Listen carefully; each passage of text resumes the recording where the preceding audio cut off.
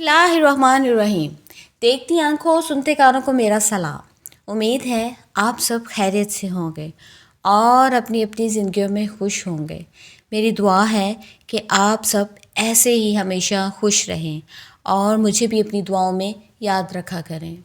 अपनी स्टोरी की तरफ जाने से पहले आप इस बात की तसल्ली कर लें कि कोई अनदेखी मखलूक तो आपके इर्द गिर्द मौजूद नहीं, क्योंकि सुना है जब इन मखलूक़ात का ज़िक्र किया जाता है तो ये बड़े शौक़ और इंटरेस्ट के साथ अपनी बातें सुनने के लिए आपके आसपास आ जाती है। इसलिए आयतुल कुर्सी का विर्द ज़रूर कर लें ताकि आपको डर ना लगे।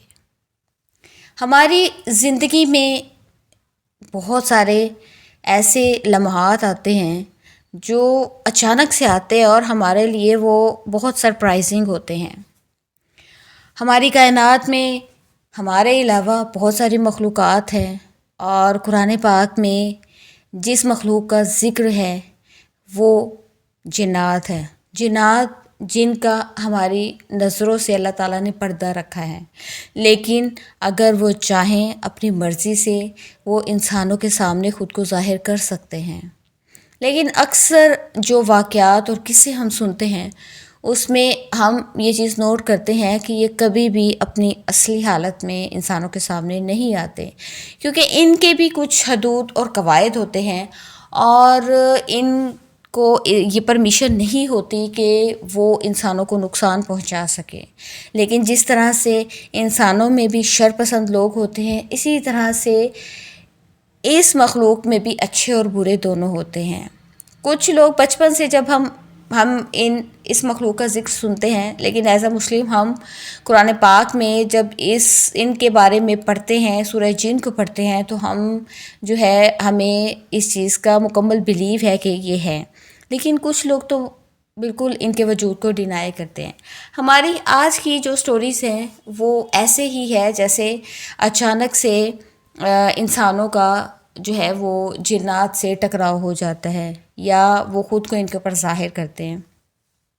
जब जिन्नात चाहते हैं कि वो ख़ुद को किसी के ऊपर ज़ाहिर करे तो वो उसको अपनी तरफ अट्रैक्ट करते हैं। इसी तरह से ये एक स्टोरी है जो कि इंडिया से ताल्लुक़ रखती है और ये एक बिज़नेस वूमेन है और डायमंड का बिज़नेस करती है। ये बताती है कि मेरा एक बिज़नेस ट्रिप मैंने जो है वो अरेंज किया था और उसका अरेंजमेंट डेज़र्ट में था, दुबई में। वहाँ पे मैंने म्यूज़िक का भी सारा अरेंजमेंट करवाया था और 3 दिन और 2 रातों का जो था वहाँ पे इंतज़ाम था, ख़ैमे लगवाए गए थे, हर सहूलत थी। तो वो बताती है कि जिस दिन अगले दिन हम लोगों ने अपना सारा वाइंड अप करके जाना था, उससे पहली रात जो है तकरीबन 10 के बाद का टाइम होगा, मैं अपने ख़ैमे में बैठी थी जब मुझे मेरे कानों ने एक बहुत मधुर धुन सुनी। ऐसी धुन कि जिसे सुनकर आपके कदम खुद ब खुद उस तरफ चलने को बेचैन होते हैं। वो कहती है कि मैंने जब वो साथ सुना, वो धुन मेरे कानों में पड़ी, तो मैं अपने ख़ैमे से बाहर आई और मैं अभी उस सिमत का अंदाज़ा लगा रही थी कि मेरे साथ वाले ख़ैमे में मेरी दोस्त और उसके हस्बैंड ठहरे हुए थे। तो वो भी जो है बाहर आए और मैंने उनसे पूछा कि क्या जो मैं सुन रही हूँ वो आप लोग भी सुन रहे हैं? तो उन्होंने कहा कि बिल्कुल, हम इसी को सुनकर बाहर की तरफ आए कि ये कहाँ पे इतना मधुर साज़ बज रहा है जो कि कानों को इतना भला लग रहा है। तो हम तीनों ने डिसाइड किया कि हमें जाके देखना चाहिए कि आखिर कहाँ पे कौन सी ऐसी जो है वो तकरीब हो रही है जहाँ पे ऐसा म्यूज़िक है जो कि हमने कभी सुना ही नहीं। तो वो कहती है कि हम तीनों उस तरफ चलना शुरू हो गए। कुछ दूर चलने के बाद कहती है हम क्या मंज़र देखते हैं। वहाँ पे एक महफ़िल सा समा होता है और इस तरह से कालीन बिछे होते हैं, गाँव तकिए लगे होते हैं। वहाँ पे इतनी इंतहाई खूबसूरत लेडीज़ और मर्द अरबी बैठे होते हैं और उनके मलबूसात से ऐसा लगता है कि जैसे वो शाही ख़ानदान से हों। और हम लोग जब उनके पास पहुंचते हैं तो उनमें से एक जो है वो फ़र्द हमें इशारा करता है कि आप बैठने का, اور ہم لوگ بھی وہاں پر بیٹھ جاتے ہیں. سب جھوم رہے ہوتے ہیں اور وہاں پہ سر اور ساز کی محفل اپنے عروج پر ہوتی ہے اور ہم لوگ بھی اس میں مگن ہو جاتے ہیں. ہمیں وہ ڈرائی فروٹ جو ہے وہ پیش کرتے ہیں. اس کے ساتھ ایک کوئی میٹھی ڈش ہوتی ہے جو بہت ہی لذیذ ہوتی ہے. ہم اس کو کھاتے ہیں اور ہمیں وہ بہت ہی لذیذ لگتی ہے.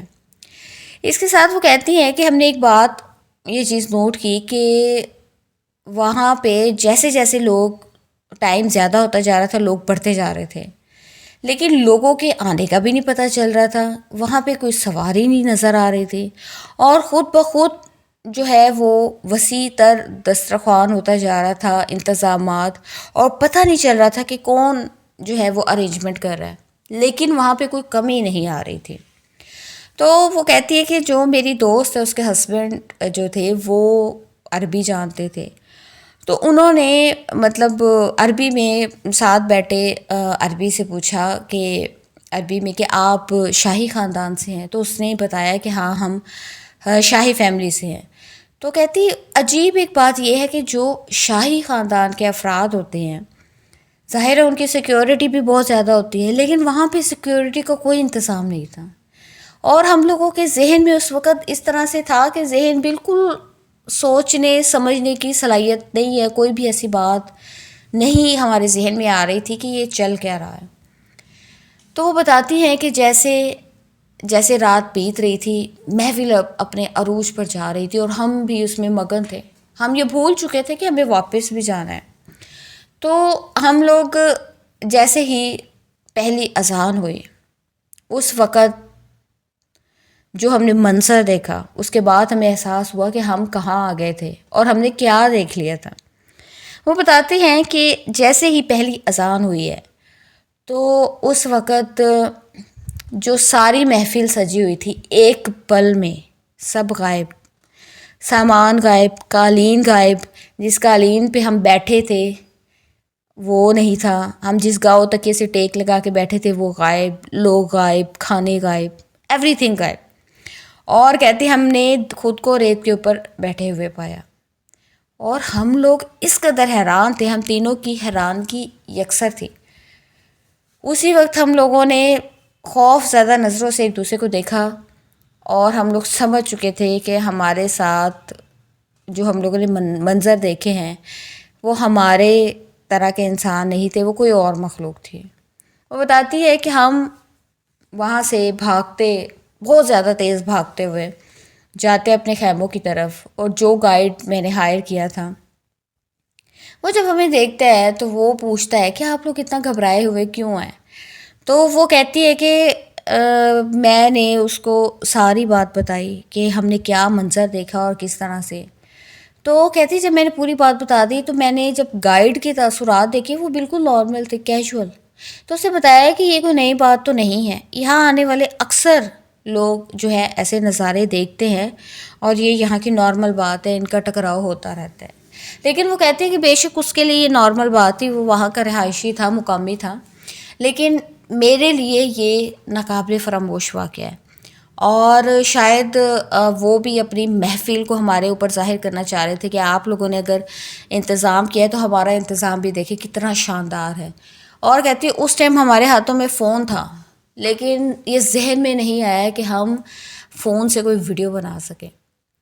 اس کے بعد دوسرا واقعہ جو ہے یہ واقعہ اس وقت کا ہے جب نئی تقسیم ہوئی تھی پاکستان اور انڈیا میں اور اس وقت آبادی نہیں تھی، بہت دور دور جو ہے وہ گھر ہوتے تھے. اور دوسرا چیز بہت سادہ زندگی تھی. لوگ زیادہ تر بیل گاڑیوں کا یوز کرتے تھے سفر کے لیے اور ایون کہ سائیکل بھی بہت کم ہوتا تھا. اور اس وقت نہ تو بجلی تھی اور نہ ہی جو ہے وہ گھڑیوں کا کانسیپٹ تھا. احمد دین جو کہ اپنی 4 بہنوں کا اکلوتا بھائی تھا، ایک شیر جیسا جوان اور انتہائی خوبصورت، اور اپنی بہنوں کا جو تھا وہ فخر تھا. وہ اپنی ذمہ داریوں کو بہت اچھے طریقے سے نبھاتا تھا. احمد دین صبح کو جو ہے وہ اپنی بیل گاڑی کو لے کر منڈی جاتا اور وہاں سے سبزیاں لے کر آتا، ان کو وہاں اپنے گاؤں میں بیچتا، اور اس طرح سے اس کی بہت اچھی گزر بسر ہو رہی تھی۔ اسی طرح سے ایک ایسا دن تھا کہ احمد دین کی ماں نے اس کو معمول سے پہلے، مطلب کہ بہت جلدی رات کے کسی پہر اٹھا دیا، اور شاید وہ ٹائم کا اندازہ نہیں کر پائی کیونکہ احمد دین منہ اندھیرے نکلتا تھا، لیکن اس دن ان کی ماں نے کچھ زیادہ ہی احمد دین کو جلدی اٹھا دیا، اور احمد دین بھی بنا کچھ پوچھے سوال کیے چل پڑا، کیونکہ وہ بھی نہیں جانتا تھا کہ وہ جو ہے وقت سے بہت پہلے نکل چکا ہے، اور یہ وہ وقت ہے جب انسان نہیں بلکہ اندیکھی جو اللہ کی مخلوق ہے، یہ ان کا وقت ہے، اور اس وقت وہ بہت ایکٹیو ہوتی ہے۔ تو احمد دین اپنے راستے پر جا رہا تھا کہ اس وقت اس کو نہیں پتا کہ وہ راستہ بھی بھٹک چکا ہے، تو احمد دین کو کسی کے ہنسنے کی آواز آتی ہے۔ اب وہ بہادر تو تھا، لیکن اس وقت وہاں پہ نہ کوئی بندہ نہ بندے کی ذات، تو احمد دین بڑا حیران ہوتا ہے، وہ ادھر ادھر دیکھتا ہے لیکن اس کو کوئی بھی نظر نہیں آتا۔ تو وہ پھر دوبارہ چلتا ہے، تو پھر اسے ہنسی کی آواز آتی ہے، دوبارہ رک جاتا ہے، تو اس کو آواز آتی ہے کہ ہم تمہیں ایسے نظر نہیں آئیں گے، اپنی آنکھوں کو بند کرو، ہم تمہارے سامنے آ جائیں گے۔ تو احمد دین نے اپنی آنکھوں کو بند کیا، اور پھر اس کو آواز آئی اب تم اپنی آنکھیں کھول لو۔ تو احمد دین نے جب اپنی آنکھیں کھولی تو اس کے سامنے 3 بونے قد کے جو ہے وہ کھڑے تھے، اور ان کی کچھ شکل و صورت ڈیفرنٹ تھی۔ تو انہوں نے بتایا کہ انہوں نے سوال کیا کہ تم اس وقت کہاں؟ تو اسے احمد دین نے کہا کہ میں تو روز اس وقت جاتا ہوں، میں شہر جاتا ہوں، سبزیاں لے کے آتا ہوں۔ تو انہوں نے کہا کہ شاید آج تم روز سے زیادہ جلدی نکلے ہو، کیا تم نہیں جانتے کہ یہ وقت ہمارا ہوتا ہے؟ تو احمد دین اس وقت سمجھ گیا کہ یہ انسان نہیں ہے۔ تو اس نے کہا کہ احمد دین تم اب ہمارے ساتھ چلو گے، جس وقت تم شہر پہنچتے ہو اس وقت تک تم ہمارے ساتھ رہو گے۔ اس نے بتایا کہ یہ وقت ایسا ہوتا ہے، انہوں نے بولا کہ اس وقت میں اچھی اور بری مخلوق دونوں ہیں، تمہاری خوش قسمتی ہے کہ تم ہمارے ساتھ ٹکرائے ہو، اور ہم مسلم ہیں، اور اب ہمارا یہ فرض بنتا ہے کہ تمہیں ہم اس وقت تک تمہاری حفاظت کریں اور تم بخیر و عافیت اپنے ٹھکانے تک پہنچ جاؤ، اس لیے تب تک تم ہمارے ساتھ رہو گے، تم ہمارے ساتھ چلو، ہم ایک شادی پہ جا رہے ہیں، اور آج تمہیں ہم اپنی شادی دکھائیں گے۔ تو احمد دین ان سے اس کا نام پوچھتا ہے، تو وہ کہتا ہے کہ میرا نام نستور ہے۔ احمد ان کے ساتھ چلنا شروع ہو جاتا ہے۔ چلتے چلتے جب وہ ایک کنویں کے پاس پہنچتے ہیں تو احمد دین نوٹ کرتا ہے کہ اس کے جانور بھوکے بھی ہیں اور پیاسے بھی۔